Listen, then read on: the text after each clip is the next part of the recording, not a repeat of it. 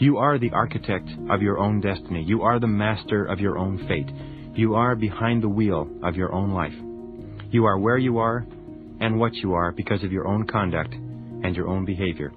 And it's been well said over and over again that it's not the government and it's not our parents and it's not your boss and it's not your family or your bills. It's you. And if ever you want to look for the reason for the way things are going in your life, look in the mirror. And the truly responsible, high-achieving, peak-performing human being always looks in the mirror. If you want things to be different for you, it's up to you to change them. One of the things I found, and this sometimes is hard to get used to, is the fact that no one else can live your life for you. No one else can make decisions for you. And in the final analysis, no one else really cares. In the final analysis, no one else really cares about you anywhere near as much as you do or will care about yourself. The slogan of the high achiever is always, if it's to be, it's up to me. We do not look to other people as the solutions for our problems. And what we do is, Henry Ford said, never complain, never explain. In other words, if you're not happy with something, change it, but don't complain about it. Complaining is a sign of weakness, but it's also a sign of victimhood. A person who complains is saying, basically, I'm a victim. I'm a victim. Somebody was talking to the actor who plays Aaron in 24. I had lunch with him on Tuesday with Nathaniel Brandon. He was saying, and he's become a speaker as well, he's saying you can always tell when people have their lives out of control when they talk about what things that are being done to them. He did this to me. She did that to me. They did this to me. The company did this to me. He said they're always saying, I'm a victim. I'm weak. I'm little. I'm ineffectual. I'm a child. I'm a victim. I'm a victim. Please feel sorry for me. And what this does is that it guts your self-esteem. It just takes away all your motivation and all your self-confidence. So even the choice of words can be very bad. The reason that people don't succeed is because they have excuses. You cannot imagine a leader weeping, whining, crying, and making excuses. As Mark Twain said, there are 1,000 excuses for failure, but never a good reason. So one of the things we do is there's no more excuses. Either do it or don't do it. Get in or get out, but I don't make excuses. I mentioned this before, but I cannot be too emphatic, is that you can only give away control. You cannot give away responsibility. You remain responsible for yourself for your entire adult life. You can give away control by trying to make someone else responsible for your life, and you do, and then you wait for them to tell you what to do or what not to do, or to give you a raise, or to promote you, or demote you, or hire you, or something else. Or you can accept responsibility. And accepting responsibility is mandatory. You cannot go any further. You are literally blocked in place, almost like there's a wall in front of you, until you accept responsibility and make the leap and never make another excuse. So we say that the word responsibility can be broken down into two words, response and ability. It is your ability to respond. Well, in our life, every time we respond effectively to a challenge, we grow and become stronger. And we become more tenacious, and we become more confident, and we become more powerful. So the only thing that we can be sure of is challenges. Your life will be one series of challenges after another. They will never stop. They will come like the waves from the ocean, problem after problem after problem. The only question is, can we respond effectively? And if you do, you continue to grow. As soon as we stop responding effectively to the challenges of outside life, what happens is we begin to implode. So whenever you have a challenge, remember, you just say, well, here we go again. This is what I do. I respond effectively to challenges. And the wonderful thing is, and I learned this in the metaphysics, make the decision that no matter what happens, you will respond effectively. And pre-program yourself, so no matter what happens, I respond effectively. No matter what problem I have in life, I take charge of it, I accept responsibility, and I respond effectively. If you make that decision in advance, then when the problem occurs, it's almost like they push the automatic button, you're already set, and you respond effectively. You don't even have to think, what should I do in this situation? You just respond in an effective way. You don't get upset or angry or weep or cry or lash out at other people. What you do is you say, it's a problem, so we respond effectively. What do we do from here? Very, very important. This attitude is the attitude of the leader. We know that we only feel good about ourselves to the degree to which we feel we're in complete control of our own lives. And there is a one-to-one relationship between the amount of responsibility you accept and the amount of control you have over your life. In the world of work, you will always rise to the level of responsibility you are willing to accept for results. Your income, your status, your security, your power will always tend to be equal to the responsibilities you take on. Emerson said you can tell how big a person is by how big their responsibilities are. This is one distinct area where winners and losers part company. Winners always look upon themselves as the cause of what happens to them. Losers are always blaming someone or something else. Now, why should this be? Well, of course, from the expediency factor, we know that people always seek the fastest and easiest way to get the things they want. And if something goes wrong, the thing that they want is to get off the hook. So the fastest and easiest way is always to blame someone else.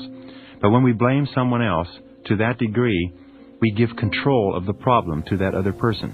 And we take control away from ourselves, and we become more negative, and we become more frustrated the more we try to make other people responsible for things in our life that we don't like.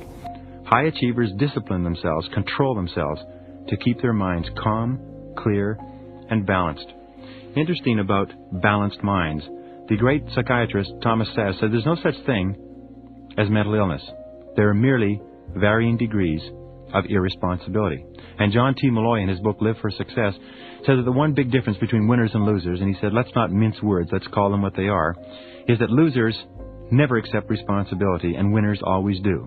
When things go well for losers, they blame it on luck. And when things go poorly for losers, they blame it on the system. But winners accept both the credit and the blame for everything that happens to them. Fully responsible adults always look upon themselves as self-employed. They act as if they own the place. They treat the company they work for as though it belonged to them. The worst mistake you can ever make in your life is to ever think that you work for anybody else but yourself. Everybody is self-employed. You are self-employed. I am self-employed. And all peak performers in every field and industry look upon themselves as though they worked for themselves. Even if somebody else signs their paycheck, they look upon themselves as being self-employed. And they treat the company as though it belonged to them. They treat the company as though everything that happened in that company was theirs. They accept full responsibility. If a paperclip falls on the floor, they pick it up. They never say, that's not my job. When they refer to their company, they say us and our and we. This company instead of they and them and the boss and so on. Now, if you can understand this simple principle, you will understand one of the key reasons why people move to the executive suite and move ahead rapidly in their careers and other people go nowhere. Because bosses, managers, executives are very alert to the degree of commitment that you make to your work. Now, a very important point.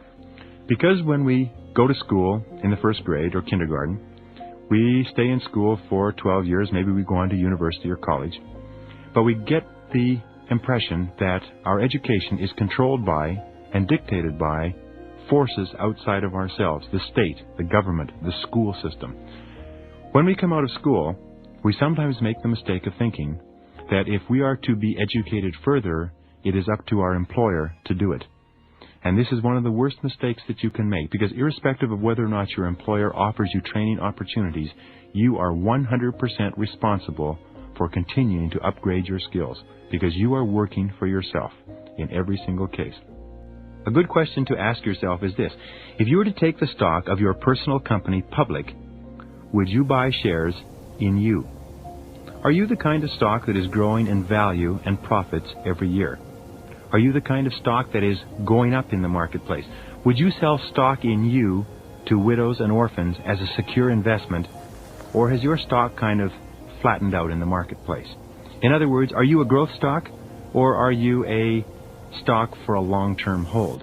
Because truly successful people look upon themselves as growth stocks, and they work upon themselves every day and every week and every year to make the value of what they do worth more as time passes. The winning human being accepts full responsibility for continuously upgrading his or her skills, becoming more and more valuable every year. Now, here's another area of responsibility. The winner always asks, what results are expected of me? One of the qualities of peak performers is that they are always very results-oriented. They always ask themselves, why am I on the payroll? And if you're not sure why you're on the payroll, the first thing that you have to do is go and sit down with your boss and ask him, why am I on the payroll? Now, you don't have to use these words, but here's a very simple technique. Take and write out a job description of what you think that you're on the payroll to do. Write out a list of all the things that you're supposed to accomplish and give it to your boss, and have your boss organize that list in order of priority. Which is most important, which is second in importance, which is third in importance, and then always work on what is most important to your boss. Ask yourself, what can I and only I do that if done well will make a real difference to my company? If you own your own company, this question is even more important. But working for another company, this is the key to rapid advancement and promotion. And do what will make a difference. To accept responsibility for specific results, and always results that will make a difference. Winners always focus on solutions. They ask, where do we go from here? What do we do from here? Now, this is a big difference between winners and losers. Winners always look to the future, and losers always look to the past. Winners always look to what can be done, and losers always look at who's to blame. Losers focus on problems, winners focus on solutions. Focused on the future rather than the past, in what can be done versus who did what. The responsible person always approaches a problem as though there were a logical solution, and starts off by asking questions like, what exactly is the problem? Start off by defining the problem clearly, and then asking, what are all the possible causes of this problem? And focus the attention of everyone involved on the future. Then the third question is, what are all the possible solutions? Where do we go from here? What do we do from this moment onward? How can we resolve this situation? Not who's guilty or who's responsible or who did what. Remember, an important point in life is that people make mistakes. All human beings make mistakes because we are anxious to get things and to do things the fastest and easiest way, because often we're ignorant and we don't know everything we need to know, because often we're ambitious and we're in a hurry, because often we are vain and our egos get in the way. Because of these things, we make mistakes. And all human beings make mistakes, and a person who cannot accept the fact that others make mistakes is not cut out for greatness and is not cut out for leadership. Number 5, the acceptance of complete responsibility for your success is the starting point of all great achievement, which is to sit down and say that anything that is going to happen to you or for you in life is up to you. That you cannot wait or hope that other people will do things for you, that you must take complete charge. Now, you will find a very interesting thing, that when you accept total responsibility for your life, other people will help you. And if you don't, nobody will help you, and even if they do, it won't do any good. So say to yourself, what is it that I want to accomplish? Where do I want to go? Where do I want to be? What do I want to have? And what do I have to do to get there? And then take full charge of the process. If you walk, talk, and act like a responsible, self-assured individual, you will begin to feel calm, confident, and positive about yourself. If you will resist the expediency factor, the tendency to blame others when things go wrong, if you will discipline yourself to accept full responsibility for what happens in your life, it will raise your self-esteem and make you feel much better about yourself and everything that you're doing. By practicing the self-discipline necessary to refrain from blaming anyone for anything, you will develop courage, character, and self-esteem. If you do what successful people do, you will be successful too, and all successful men and women are self-responsible. I hope you'll understand that it's in your best interests to take responsibility for everything you do. I'm also going to suggest that many times it's even best to accept responsibility for the mistakes of others. I can hear you saying, what? Accept responsibility for someone else's mess-ups? Why would I want to do something like that? Just look at a baby during the first few years of life. Every gesture, every facial expression, every tentative word has one message for the baby's parents. The message is, I am totally dependent on you. I can't do anything for myself even if I try. I can't be held responsible for the consequences. After all, I'm just a baby. 10 or 12 years later, of course, as the boy or girl enters adolescence, this message to the parents will be very different. It will sound something like this. Why don't you just leave me alone? I want to be totally independent. I don't want to do anything but think about myself. I certainly don't want to accept any responsibility for anything beyond my own very well-defined needs and desires. It's only when we're at last grown up that the first two messages, I'm totally dependent on you, and I'm totally independent of you, finally turn into, you can depend on me. which is the truly adult outlook. There are people in their 30s and 40s who are still acting like adolescents. And there are even people in their 40s and 50s who are still acting like babies as far as their attitude toward responsibility is concerned. These kinds of people can be hard to have around, especially if you have to work with them. Anybody can have an excuse for absolutely anything, and people have never been better at it than they are today. But the downside of excuses, even good ones, is that nobody really believes them. I don't care what people tell you. If you make excuses, they're going to know it, and they're going to think less of you. But if you refuse to rely on excuses, people are going to know that too, and they'll admire you for it. So many people use excuses, but nobody really buys them. It's our modern version of the fable about the boy who cried wolf. An offshoot of the "I didn't mean to do it" excuse for evading responsibility is the "I wasn't myself at the time" excuse. It's like being at the helm of a ship. You are responsible for everything that takes place on your watch. You must wake up from the dream that somebody else will handle the pressure, that somebody else will shoot those 2 free throws. I slept and dreamed that life was beauty. I woke and saw that life was duty. A strong character is not a rigid character. In fact, exactly the opposite is true. Although it's important to be firm when you know something is right and to maintain that right position even when the crowd is going against you and wants to put you down. Sometimes when the tide has run against you for a long time, it may be that what you held as a certainty was in fact not true in the light of overwhelming circumstances. It's not only right, it's also smart to be able to see more than one way to accomplish a task. It's wise to see more than one solution to any problem. It's a good skill to see things as someone else might see them. Because when the plan that served you so well for so long doesn't work anymore, then it's time to find another way. It's time to bend. It's time to move on, to change, to compromise, to talk. Or you'll risk snapping like a dead branch in a stiff breeze. I don't really think it's less important or more important today to be open to change and flexible in adapting to it than it has been in the past. It's always been important to be flexible and farsighted, anticipating whenever we can, and when we can't anticipate, being prepared for all possibilities. Sometimes it is best to advance by retreating. Sometimes wars can be won by losing a few battles.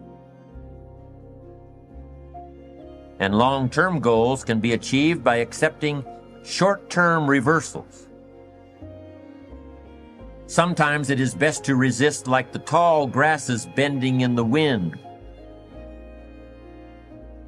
or like a river finding a new route around an obstacle. A powerful ocean wave smashing onto a beach may wash away a sand dune, but the individual grain of sand simply goes with the flow and is unharmed. Flexibility is simple in theory, but tremendously challenging in practice. It means we have to learn to distinguish between what we can control and what is beyond our control. Practicing flexibility requires great self-knowledge and iron self-control. To be flexible does not mean to be weak, to flounder about aimlessly and confused because we think there's nothing to be done. No, it requires self-discipline.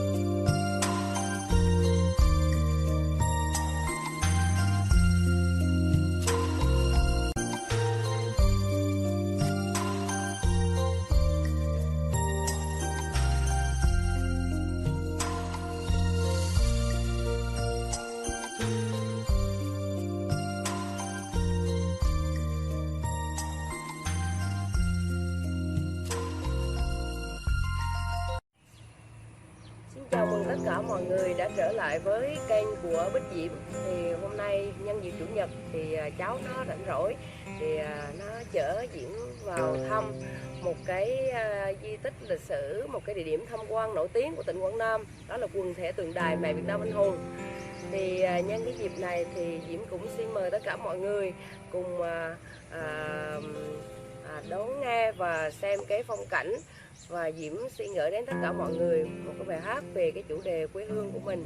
Đó là một sáng tác nhạc của nhạc sĩ Giáp Văn Thạch, thơ của nhà thơ Đỗ Trung Quân, được mang tên Quê Hương.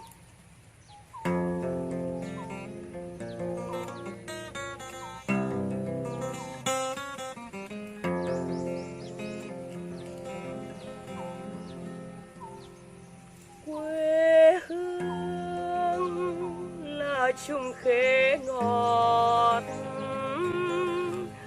cho con trèo hái mỗi ngày.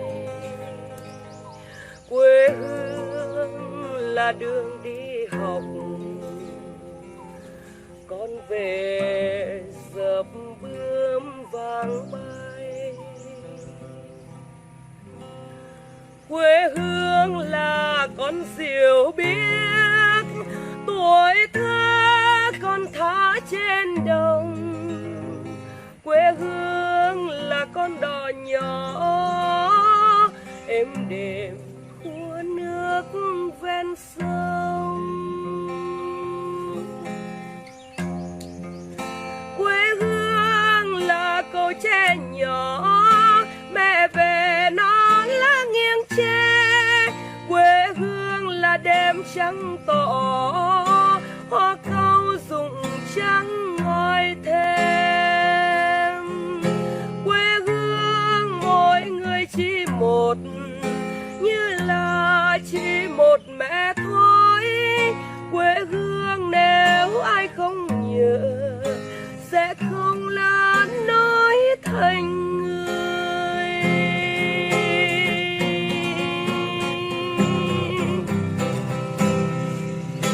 Quê hương là chung khế ngọt cho con trèo hái mỗi ngày.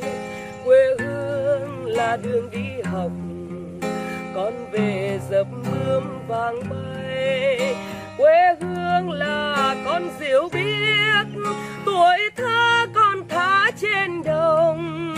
Quê hương là con đò nhỏ êm đềm khua nước ven sông. Quê hương là cầu tre nhỏ, mẹ về nó lá nghiêng tre. Quê hương là đêm trắng tỏ, hoa cau rụng trắng ngòi thêm. Quê hương mỗi người chỉ một, như là chỉ một mẹ thôi. Quê hương nếu ai không nhớ